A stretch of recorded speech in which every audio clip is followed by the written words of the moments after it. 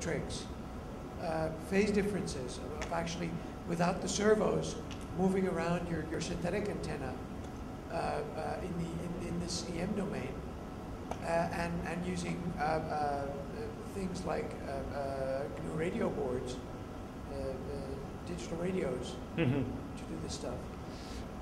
It's a good point. So instead of having one coil moving over the whole chip, if you have multiple coils or a system like an array that can pick up the information, you may even be able to use a static system. I think that's true. We looked at it a little bit because there are like pickups for magnetics that are like silicon based. They have sensors like a micrometer across or something, and you can buy them in a tip, and they have like 10 sensors in an array. You could move them over, or you could, or even have like a matrix.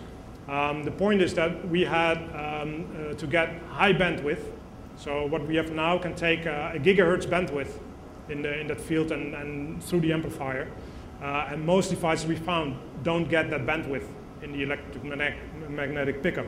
So of course we could make our own probe do that in a grid. But then what we also find is that, and that's maybe something you could get from multiple pickups is with the phase shift you mean, is higher resolution. So our resolution of the tip is like a square millimeter circle. But if we move it, we see that even in like a third step or maybe a 10th step, we see a different signal.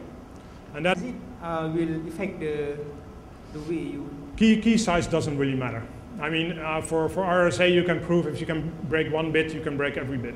Yeah, but I think the issue is how to extract the signal to sort of reverse engineer the signal with the RSA algorithm. This is one more issue. Well, how you can simply say this is the key, because the RSA algorithm, you need to sort of... Yeah. In the end, it's work. If you have a longer key, it's more work. But in the end, it's a matter of hours or days. You just need to offset your measurements if you can't fit it in your scope, or there are maybe other reasons, but the basic principle of if you can break one bit, then you can break every bit. Yeah. It's just a bit more work, applies. And actually the same thing applies to symmetric crypto. So if you use AES with the other key size or something like that, it doesn't really matter for this kind of attack. Yeah, my question is how to know this is the starting of the key, because the RSA algorithm is there. How do you know where to start? Prime number with prime number and so on. And so on. Basically, it's knowing the different RSA implementations that are possible.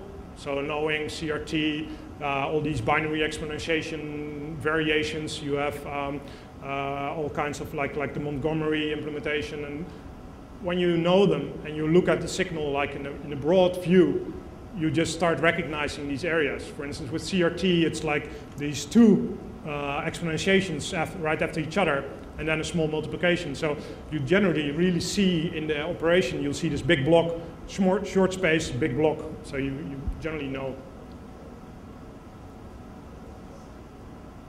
Another one. This will have to be the last question, so we can break for lunch. Is that okay? Are there any crypto algorithms right now that are better than others as far as being difficult to detect with side channel attacks? Well, I would say from a software point of view, no, not really. Of course, you need experience to recognize something, but yeah, the more experience you get. With hardware, yes, because you don't really see anything. So I haven't shown hardware because it's not so interesting visually, because in like a few clock cycles, the whole thing has happened.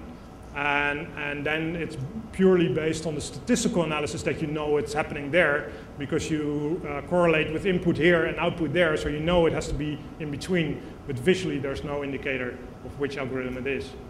So, okay, so this was the last question. I'll be in the, what was it, the Raja room? Yes, you'll be in the Raja room after lunch. After lunch.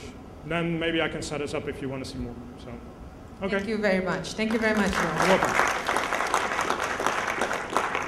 We will now break for lunch and come back to the track at 1 o'clock, at 2 o'clock for the next talk. And as Job has mentioned, he will be in the Raja room after lunch with his setup and demo.